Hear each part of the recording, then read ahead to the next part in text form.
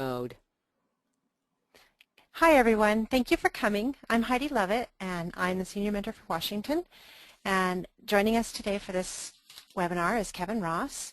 He's the FTC World Judge Advisor and he's also the Chairman for Washington's FRC. So you are currently, everybody's muted right now, so if you need to ask questions you can raise your hand. I believe somewhere on the screen, Kevin, you'll have to help me with this. There should be a place where you can raise your hand and ask questions, and we'll answer them as best we can throughout. So, Kevin? Yes, well, thank you, Heidi. There are supposed to be another 10 or 15 people supposed to show up, so we're going to fill in some time here just by regaling you with really bad stories about my youth or something like that. I don't know. Anyway, but thanks you all for coming. I know some of you are on the East Coast, and it's almost 8 o'clock, so I'm hoping that our presentation will take just about an hour. And if we are recording this, so we're going to put it online in the next couple of days. So if somebody that has missed it that you wanted to have see this, they'll be able to do that. Yeah, that sounds like a good plan. Okay, so well, welcome. We are going to be talking tonight about FTC judging and specifically FTC judging from the perspective of what the teams need to expect and what sort of things that we'd like to see you do. This is even though you're muted, feel free to type questions into the question box and we will do our best to reply to you. It may turn out that Heidi's going to be managing the question list, and she's probably going to ask you if you have a microphone, and if so, we'll turn your microphone on and talk to you live, because otherwise us reading questions is actually quite boring. Sort of the overview of what we're going to talk about tonight, I wanted to fill you all in on what the judging process is going to look like for you. We're going to talk briefly about just sort of a big overview of what the awards are, and then we're going to talk about some tips that I have for you about being successful at getting judged and going through awards. And then we're going to have a discussion about each individual award a little bit so that you can hear a little bit more about what the judges are looking for and what the what the program goals are and such. And then we'll finish up with a question and answer session for as long as you need it to go, or until 6:30, at which time we have another meeting that we have to prep for. So feel free to ask any question that you have, and we will be more than happy to answer it. Kevin, you already have a question? Yes, the slides will be available, and we are going to give them to Nancy Paul. Where can we put these slides, Nancy? We can put them in the same location that folks downloaded the link on the FTC section of the FIRST website under Team Resources for the Senior Mentor calls. Excellent. Great. That's our plan. All right. With that, so as far as the judging process, I want to tell you about the three main parts, which are the formal judging interview. Then we'll talk a little bit about what happens at the informal pit interviews, and I'll also tell you what's happening with match observation, and we'll talk about the spy game a little bit later. So if you haven't been to one of these before, the judging is usually done in a separate room or a walled-off area of the contest. There's usually you bring your whole team, you bring your robot, and you bring your engineering notebook with you. And there's usually a panel of between 2 and 4 judges that your team is going to talk to. So there's a little visual for you. You'll probably end up talking to the judges for about 10 minutes. It's an informal chat with the team, and there really isn't a terribly rigid structure. The judges are going to ask some questions, and they're going to want to know from you things about your team. So I think one of the key things that you need to do is make sure that you're listening to the questions and try and be as honest with the answers as you can. Just tell them what you're doing. That's really the key to this whole thing. Remember that that there's a lot of teams at your event, and the reality is the judges only know as much about your team as you can tell them. So if there are things that you would really like the judges to know, find a way to work that into this interview. And I think that's a real critical point that a lot of teams miss, especially first-time teams, because they'll often come in and expect the judges to ask all of the good questions that the judges want to know, but the judges don't know what your team has done. So it's really an interactive interview. So make sure that if you've done cool things, you've got to make sure that the students articulate. Judges love to see when the entire team has participated in this interview a little bit. And I think that's really important for you to see what you can do about getting your all of your team members to be able to help out with this presentation. How you can structure that is kind of up to you, but if you're just letting one person do the talking, the judges are actually going to notice that, because this is a team-based sport and we like to see your teams do things.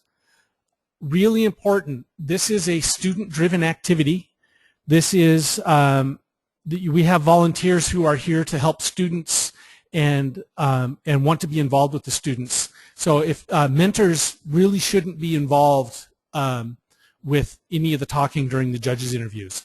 Most events will let the mentors come into the room, but really the judges very much frown upon mentors jumping in and adding information. So if you're the kind of person who can't keep your reactor shut, if your mentors are, I would suggest that the mentors not go in.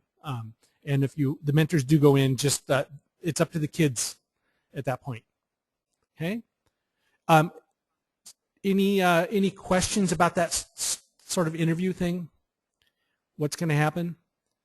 So while I wait for questions, a typical conversation is going to start out with, so tell us what your robot does. And it's almost always the first question. It's kind of an icebreaker. It gives the kids something to focus on. And then the judges are probably going to ask some pertinent questions about, how did you come up with this design? How did you work together as a team to accomplish this design? Did you have a process for doing these sorts of things? And from there, the discussions wander all over the place. So if you've got something really cool that your robot does, make sure and tell the judges about it, because if you don't say so, they won't know. If you guys have done something amazing in the community, make sure and point that out to the judges. They'd really like to know that as well. So when we get into the discussion about each individual award, you'll probably pick up some clues on the things that we're looking for. Okay. The other part of the judging is sort of the informal pit interview. How this works is that after the formal interviews, the judges go back and have a little meeting, and then they head out and they would like to stop by and see your team in the pit area. And they'll just sort of stop by at completely random times. They're trying real hard to find your team. So it's important that if you haven't seen a judge, the judges stop by for an informal pit interview. We highly recommend you leave a couple of students in the pit area rather than out in the seats, because if you're not there, we can't talk to you. So, and if you're going to leave a couple of students there, make sure those students are able to articulate what is good about your team and are able to speak for your team. You don't want to leave somebody's little sister there watching the fort. It usually doesn't work out well, because if the person doesn't know anything about the team, it doesn't go. So the other thing you want to think about for these informal pit interviews is, the judges are there to gather information about your team. You've got to provide that info to them, whether it be through pictures of things that you've done. If you've done community outreach things, it'd be cool to have maybe a little display board or some drawings or those sorts of things. So, bring some information to provide the judges, and they're not above taking things away. So if you have little handouts that you're giving to other teams, give them one, or if you're bringing buttons or little bits of swag. The judges actually notice that sort of stuff. In your pit area, being organized and having some style in your pit area, it actually does matter. The judges sort of notice that thing. If you've just got like a toolbox and a table and a bunch of parts sitting there, nothing wrong with that. However, teams who put a little bit of effort into, setting up some informational displays about their team, at least having the team colors present or some other festooning, the judges actually do notice that sort of stuff, and it changes their impression of your team quite a bit. So highly recommend putting a little bit of effort into that. What is it that you're going to look like in your pits? Now that I've told you that, make sure that you don't bring too much stuff, and I check with your affiliate partner if you're planning on setting up a large display, just to make sure that there's going to be room at your event. Again, a little bit of organization, a little bit of style, and a little bit of color. A lot of the regional qualifying events and local events don't have a whole lot of room for you. If you're going to World Championships in St. Louis, that's a bit of a different story. We have a much bigger pit area for you, and that's typically where you see the really big displays happening. So you be sure to meter what I've just told you with the realities of the particular event that you're going to, and make sure and talk to your affiliate partner to find out how much room you can allocate. And another really key thing that you might want to develop with your team, and this is just a general good skill to develop, is what's your 30-second elevator pitch? An elevator pitch, for those of you who don't know, is pretend that you got into an elevator and Bill Gates is standing there, and you would really like to have Bill Gates support you in your efforts. If you've got 30 seconds, what is it that you would say to impress this person? What is it that what could you do in 30 seconds to be very succinct yet descriptive? And that's a really good set of tools to have with you when you're trying to describe something to people who may not have a whole lot of time. Really condense down what it is that you're accomplishing and the excitement that your team has, and narrow that down to that elevator pitch. Okay? Kevin, can I add something? Please. My team has found that that's useful even in judging, because sometimes you go into a judging session where the judges are not prepared with any questions, so you have to run that judging session. If you have a 30-second elevator pitch, sometimes that's enough to get them started asking questions. Excellent point. Okay. Thank you. Any questions about this part, this informal pit interview? Okay. The third component that's happening that is that while the game is running, we usually send match observers out. So there's a couple of judges watching all the matches.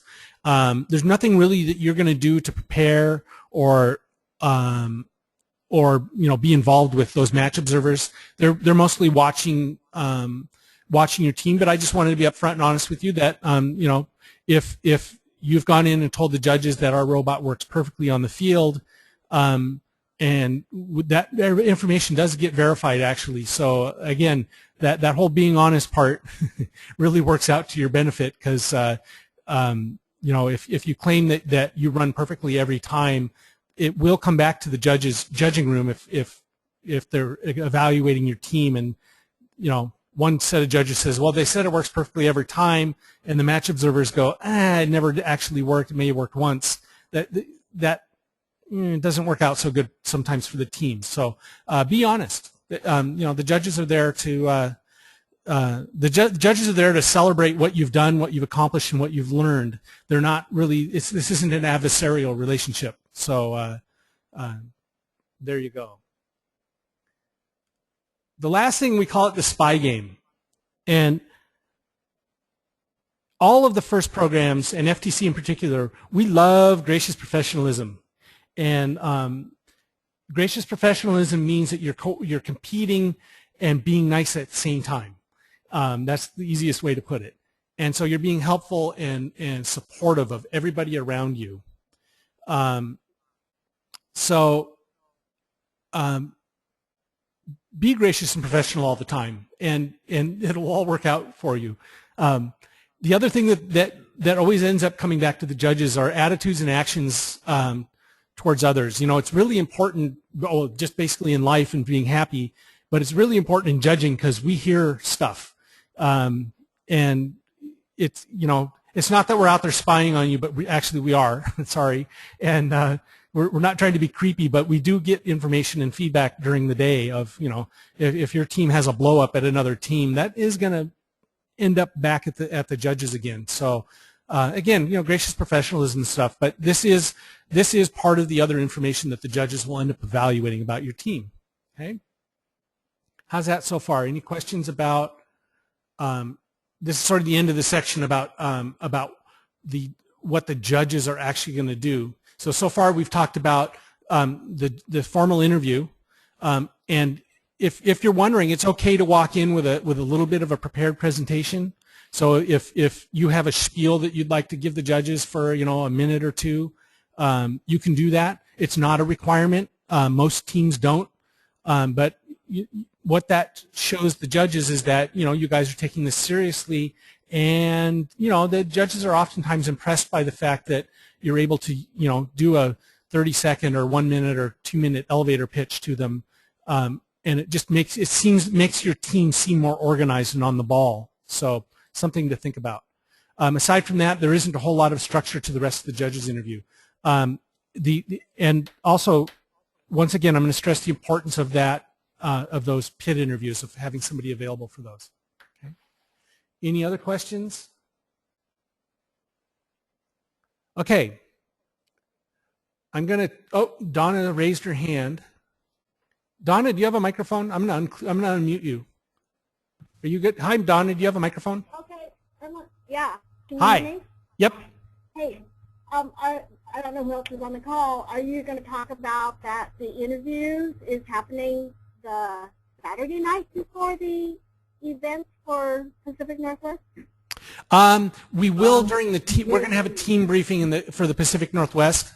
Okay. The call you're on right now is actually a national call, so I'm not going to do any details about our events.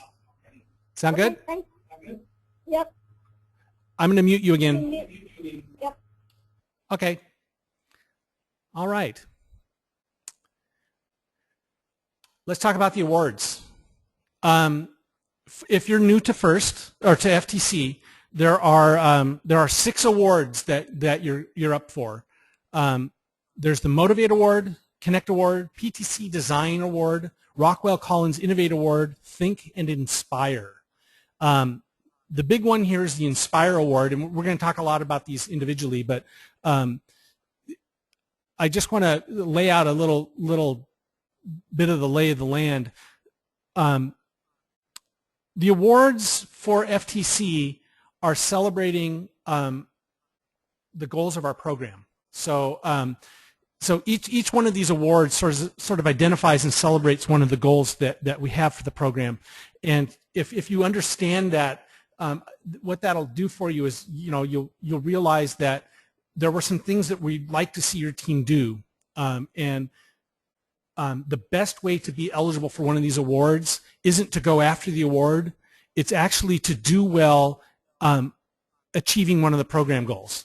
So we really want to, we're trying to award teams who are very successful in implementing the FTC program, not necessarily the ones that picked an award and really went at it. So I think that's a real important distinction is, each one of these awards has a goal to it. And I'm going to give you the one-line version of them as we go through each of the individual awards.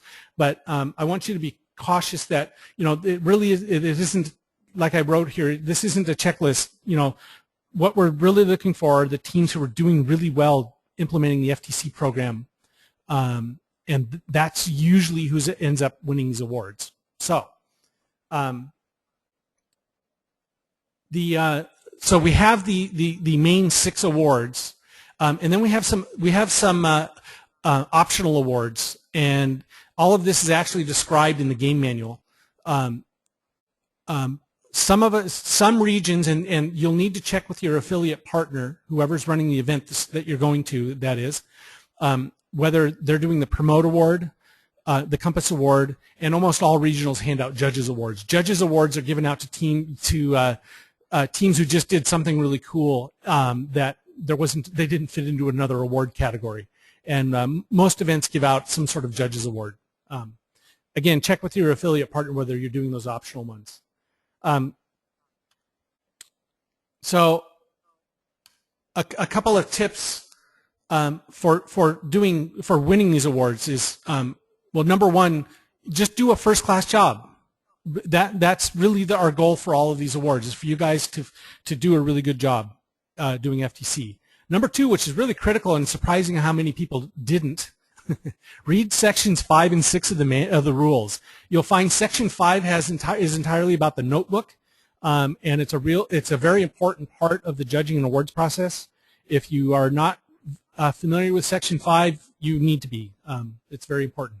And section 6 discusses each of the awards and sort of the criteria that the judges are going to go after to give those out. Okay.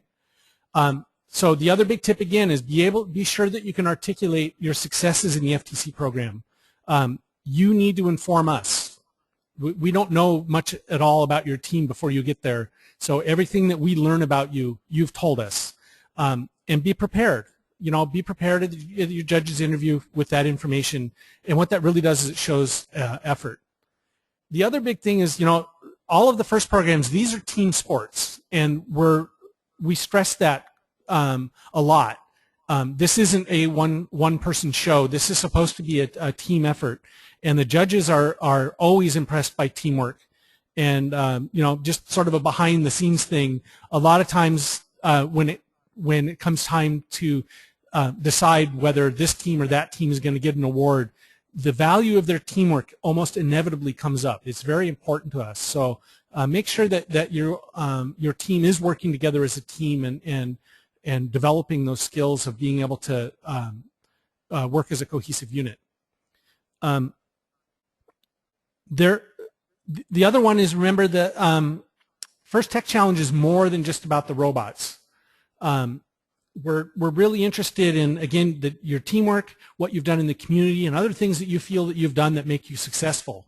And alliances that you've formed with other teams, events that you've done in the community, alliances you've formed with local businesses and corporations. All of that sort of comes into play here. So make sure that we know about that. And gracious professionalism, as always, it is the one thing that impresses the judges the most. Okay. Hey, Kevin? Yes. Hi. Hi. This is Heidi again. Just Hi, Heidi. A question that I'm guessing others might have. Yeah. And that is, how do you tell the judges without being haughty? Oh, so without coming across like you're full of yourself and aren't we great and the other team suck. You don't want to do that. But no. You want to say, hey, this is how we're doing things. How do you do that so that you don't come across as full of yourself? Be full of yourself. Go ahead. Okay. I mean, no. You'll have to work on the appropriate. I guess I take that back. Don't be full of yourselves. Be proud of yourselves, and be willing to celebrate your accomplishments and your failures. We're just as excited to hear what failed and what you're never going to do again. Makes a team far more real than, everything we did was perfect, because that doesn't happen, right? And be very proud about telling the judges what you've done. We're here to celebrate you, so that's the bottom line of the whole thing.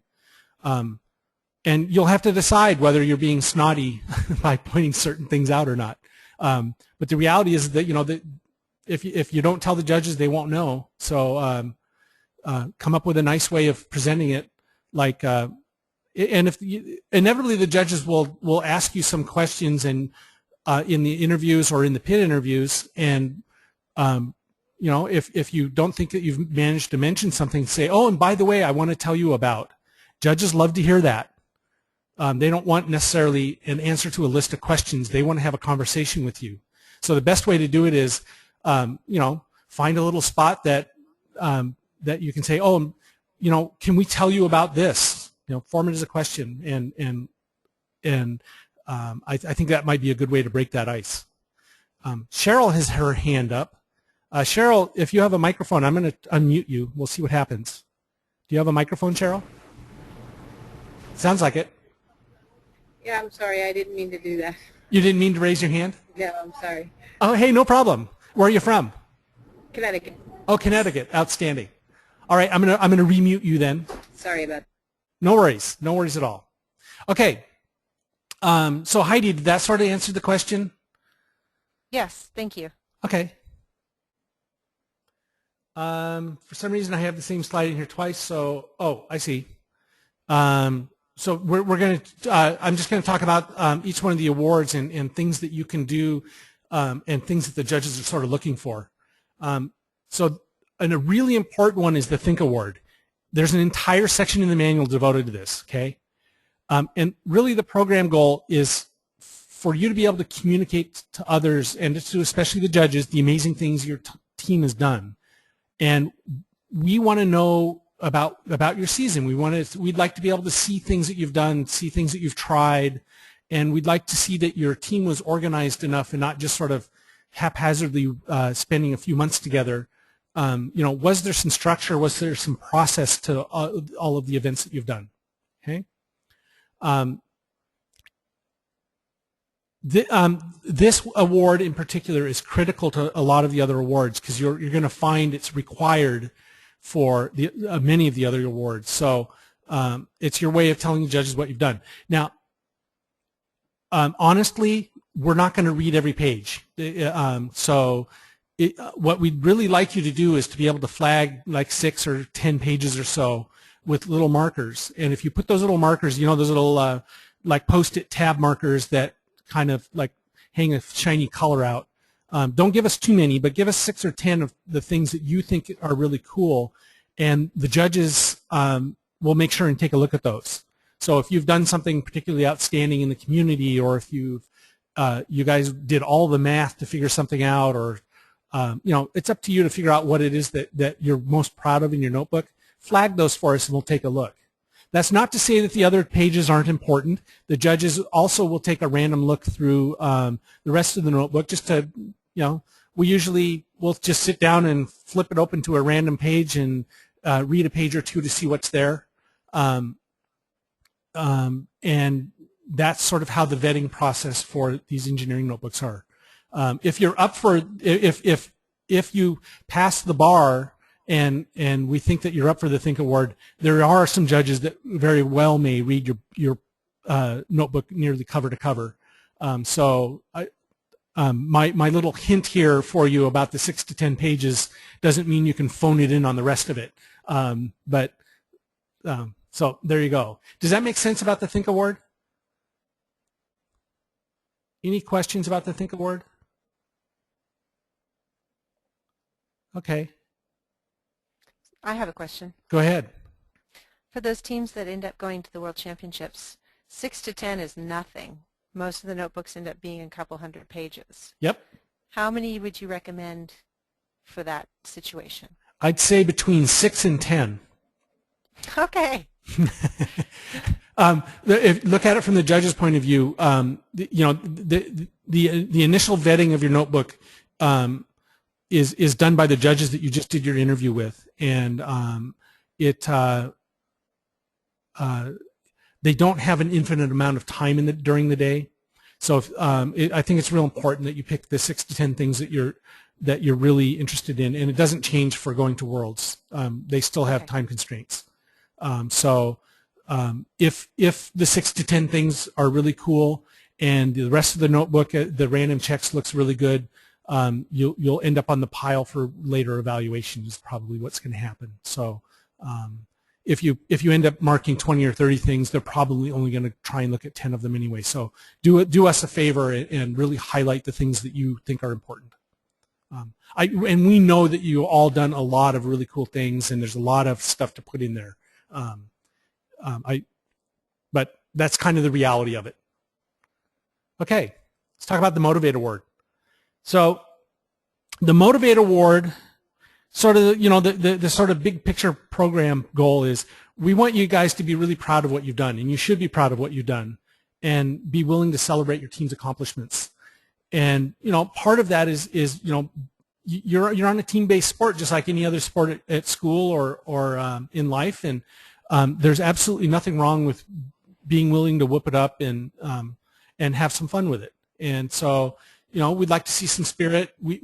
I think that's part of feeling good about being at these events and feeling proud about the things that you've done and having some fun with it. This isn't supposed to be a white paper sort of thing, a library setting. This is supposed to be an event. So have some fun with it, and that's kind of the basis of the Motivate Awards. We're looking for teams who are proud of what they've done and are not bashful at all about showing their good time. Does that make sense? Anything about the Motivate Award anybody wants to know? Okay. Let's talk about the Connect Award. The Connect Award, the program goal, we want you to be a good partner in your community is really the nutshell of it. And that involves, doing community outreach. And the Connect Award is sort of a two-way street on that, right? We want you to be able to bring new people into the first community. We want you to be able to tell people about it. We want you to be giving, but we also want you to be able to receive. And so, this could be, giving your time and helping other students get excited. But we also want you to be able to go and ask for help. Go and ask for, sponsorships if you're needing to travel or finding mentors out of engineering companies. And so, we're looking for teams who aren't just sitting in a room somewhere, out in the portable. We're impressed by teams that have that are feeling good about themselves and able to get out and talk to other people in the community. This is a great thing to make sure that you've put in your notebook. If you're doing public outreach events, if you're going to grade schools, if you're going and talking to the Rotary Club, trying to get them interested in supporting all the FIRST programs, those are good things for the judges to know because that always impresses us. Okay. Any questions about the Connect Award?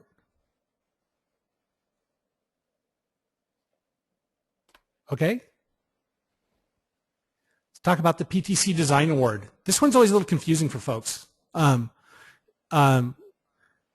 So the goal here is we want you to be able to design something. We'd like to reward the teams who were able to use elements of what's called industrial design and the tools of industrial design, which are programs like the PTC CAD software, Pro-E, and a lot of people don't know what industrial designers or industrial engineers do, and we'll do this by example. It's sort of the form and function, right? So if you think about an iPhone, or if you remember the old HP calculators, there's something about the look and the feel of those devices, or the Microsoft mouse, for example. You might have one sitting in front of you.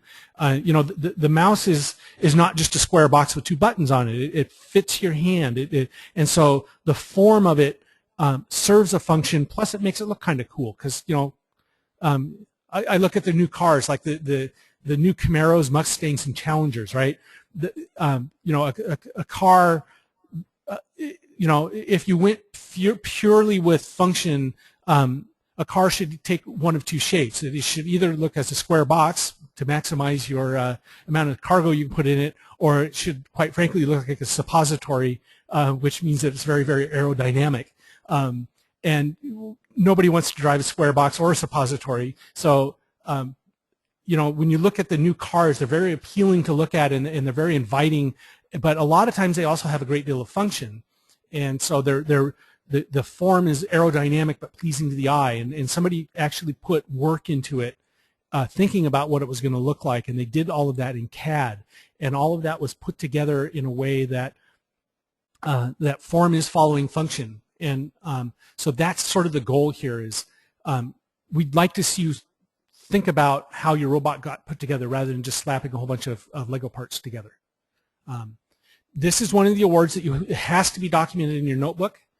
We want to see if you did use CAD, great. If you didn't, we'd still like to see whatever hand drawings that you did, or you know, why you designed things a certain way, and did you put effort into the look and feel sort of aspects. Does that make sense?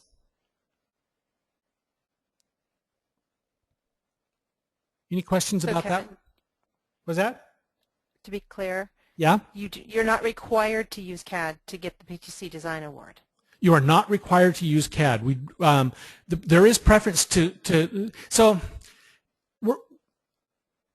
we're trying, one of our program goals here is for the students to be able to learn not only how to do the function of designing a robot, but also we'd like to expose the students to the tools that are used in that sort of area, and that's why there is preference. There are extra points or extra consideration if you've actually used the tools of the trade, which are CAD programs. So it is not a strict requirement, but it is a bonus point, and quite frankly, it's one of our program goals. We'd like you guys to be able to use the CAD tools because that's part of the communication that designers use and engineers use in order to communicate what their design actually is.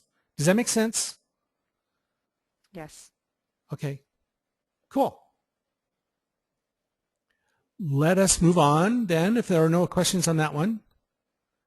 Let's talk about the Rockwell Collins Innovate Award. Here we love to see teams who come up with innovative solutions to a problem. And this is our way of rewarding you for putting that extra effort into coming up with a really cool solution to a problem. And you know, this is very vaguely defined in, but we might be looking for, you know, a cool arm. It could be the drivetrain does something amazing. It could be that you're using sensors in a way that we didn't expect. That your robot has just done something sort of innovative and out of the box. And has done something that is just really unique and helps you play the game. Okay, it's real important if you feel that you've got something really cool and you've done something pretty cool, you got to make sure that you point that out to the judges, either in the judge interview or the pit interviews, because you know sometimes the really cool stuff that you've done is really difficult to see unless we know how to look for it, and so you need to tell us. Okay, and this is a great thing to flag, you know, the design of it or the inspiration behind it. Good stuff to flag in the notebook, and that would be something that the judges will be watching out for. Again, this is another one of those awards that you really need to put together a notebook for. Otherwise, you won't be eligible to win this one. Okay. Any questions about the Innovate Award?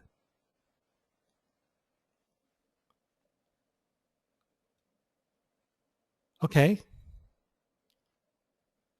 Cool. The last award I'm going to talk about is the Inspire Award. And this one is actually fairly straightforward. This is the big kahuna of awards for us. And generally the program goal is to do well in everything. And actually if you look at the judging criteria in the manual in section 6, you'll notice that it is, we're hoping that you have done well in all aspects of the FTC challenge. And it considers all of the other awards. The criteria are in there. Gracious professionalism is always a big issue when the judges are deliberating the Inspire Award.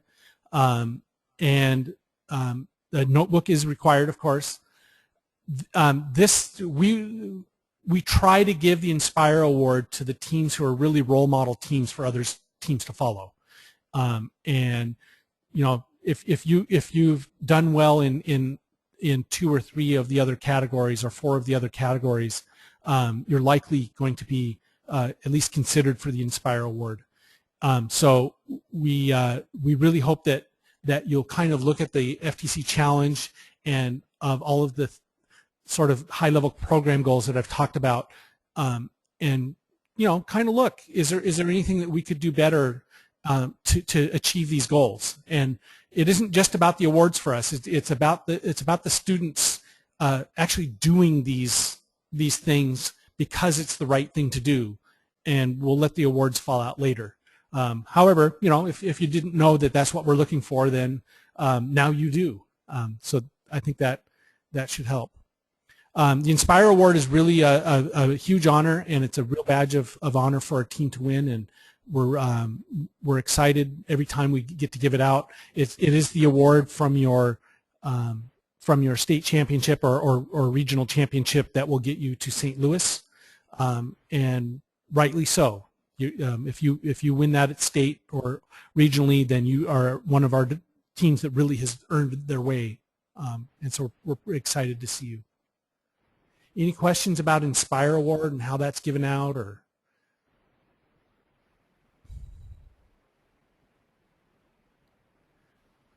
So few questions. Yeah. Okay.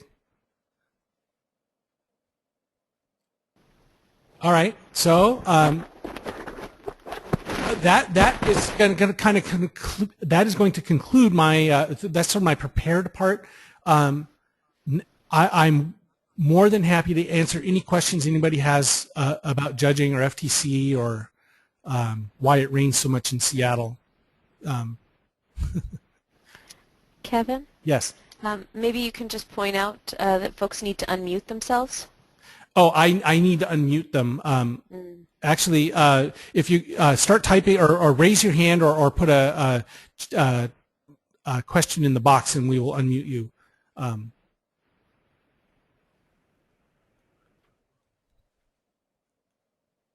There we go. If you're going to be a judge, what might you suggest? If you're going to be a judge, I would suggest keeping an ear open for the judges training. And Nancy and I just set that up, and I'm sorry I'm drawing a blank on what day that is. I believe it's the week after next. I don't remember the exact date, but the affiliate partners and then therefore their qualifying tournament organizers will get those dates within the next week. Brad has asked a really good question. Brad, I'm gonna see if you have a microphone here. Do you think you have a microphone? Let's find out. Hi, Brad. Hi.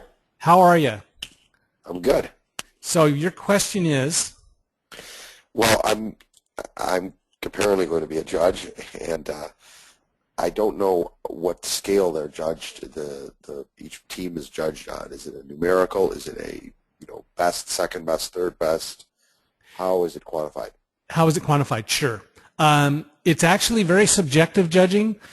So we have if you're a judge, there's an evaluation sheet that will help you take notes.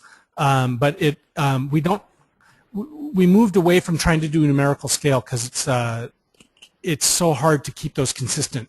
So you'll be looking for your favorite teams.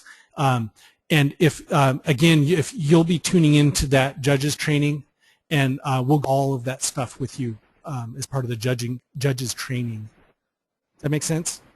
Because these awards and these judges in the pit and the interview process, obviously that's fairly subjective. But then there's also another part that is the actual robot games, right? That is more subjective, right? Oh, so very objective, yes. And so the robot performance awards are based on the team's score on the field. Judges handle all of the very subjective part. So, yes. Okay. We'll go over that with you if you can. You'll be tuning into a judge training in a couple weeks. Got it. Where are you from, Brad? Chicago. Chicago. Okay. Sabrina will pester Sabrina to find out when the judges training is. Okay. Great. Thank you. All right.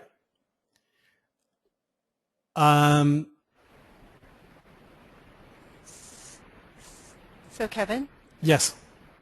I have had this question come up with FLL, Yeah. not with FTC, but what do you do when, like, you see a team that's behaving badly in a very big way. They tell other teams that they're out to destroy the other robots, or they're just treating people really disrespectfully, not just Yeah. within their team but outside the team. How does a team handle that without, you don't want to be tattletales, but obviously we also don't want to see them win the Inspire Award if they're behaving in a manner that is not inspiring. We currently don't have a fixed method of doing that, and that is something that we will probably visit for next season. There's my official answer.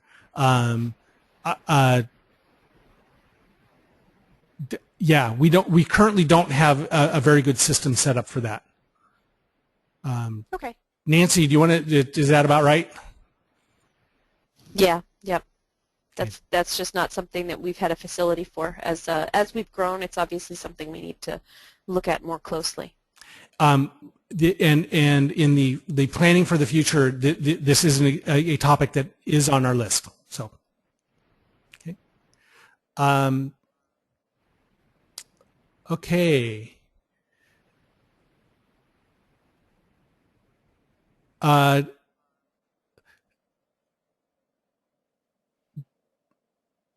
I'm reading a question from Jonathan. Do you have a microphone? We're about to find out. Here we go. Yeah, hi, Jonathan. I don't know if I have a microphone. Do I? You have a microphone. Okay. So I'm running a regional in Chicago. Yeah. And so this is the first time Chicago's doing regionals. Sure.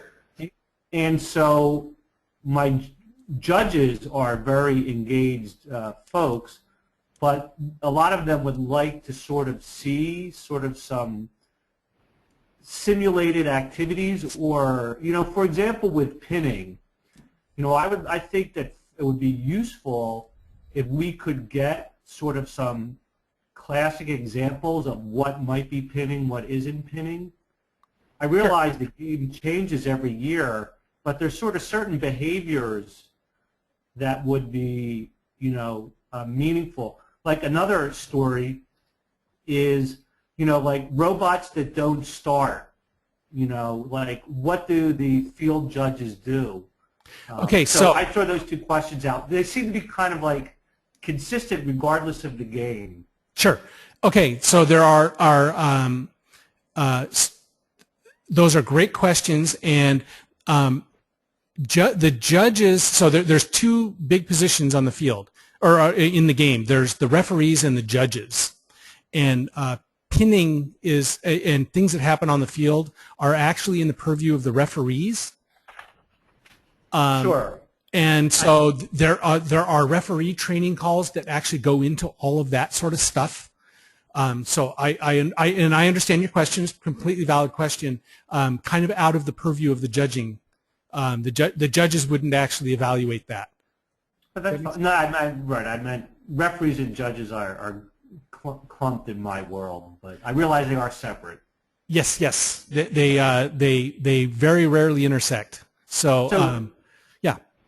No, well, I guess I just was wondering. So, do you perceive that there will be referee video at all, or for people to watch? Like, what's the online training even for judges going to be like? This is Nancy Paul, and actually, Jonathan, I'd be happy to send you an email tomorrow and give you an outline of what to expect. Thanks. Thank you. All right. Any teams have questions? Any students have questions?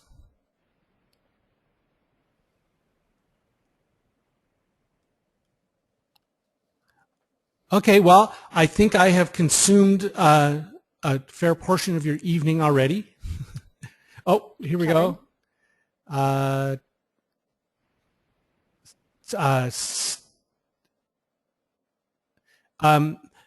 Edward has just asked a question about getting in charge of who's running the tournament in Chicago. I think that's Jonathan that we just heard from, or right. That's what he said. Well, actually, we'll narrow this down real quick. Edward, do you have a microphone? No microphone? Yay, nay? No, you do not. Okay. are you either want to talk to Sabrina Fesco, who's the affiliate partner? Yes. So Sabrina Fesco. Her email is S as in Sabrina, Fesco, F as in Frank, E, S as in Sabrina, K-O @iit.edu. There you go. All right. Any other questions that we can help with? I actually have questions for Okay. our attendees. I would love to know if this training that we have just had is something that you came to with expectations of it being something completely different, or is it something, is it pretty much what you thought it would be, or is it something that, you know, are we marketing this effectively, because we have so many teams that could benefit, but I don't know that they're taking advantage. And if you can either answer now or you can email me directly. Raise your hand if you want to give an answer to that. Or there's a little raise your hand button. There we go. Donna. Okay, thanks. First of all, for the other people who are on the call and for those that will be trained for judges and referees, the teams want to thank you for doing this because we realize it's volunteer. What I'm doing with this call is actually introducing our rookie team members to, because they have not gone to an FTC event before and they're not familiar with some of the awards. So I actually have 5 students and a new mentor with me in a conference room. So thanks, Kevin and Heidi. I kind of guessed that this is what you were going to do, and it's really good for someone else to present material to the groups that have to listen to me every Tuesday, Thursday, and Saturday. So thank you. Oh, fantastic. Well, thank you, Donna. All right. So anybody else? Can anybody else tell us if this was useful or not? Just raise your hand. I promise I don't bite much. There we go. Cheryl, I'm going to unmute you. I think you had a microphone, didn't you? Yeah. Yeah, I do. And I'm actually in a Panera Bread, so hopefully you don't have too much background noise. But I do appreciate this. I agree with Donna. It was very useful for me. It's my first time trying to put a team together, and just hearing what I was reading spoken and understanding it from some people who have a whole lot more experience than me is very useful. So, and I think you marketed it fine. This is what I expected. Okay. Great. Thank you very much. Thank you. Okay, so, all right. Well, with that, I think I've used up my hour. So I'd like to thank everybody for taking the time to do this. And we will be sitting here for a little bit. If you're done, I think we're going to, if any other questions show up, I'm reading through the questions that have gotten typed in here real quick. I think we've answered most of them. Jonathan, hang out. I will answer your questions. And okay, with that, Thank you very much, Kevin and Heidi. Well, thank you. All right, good night, everybody.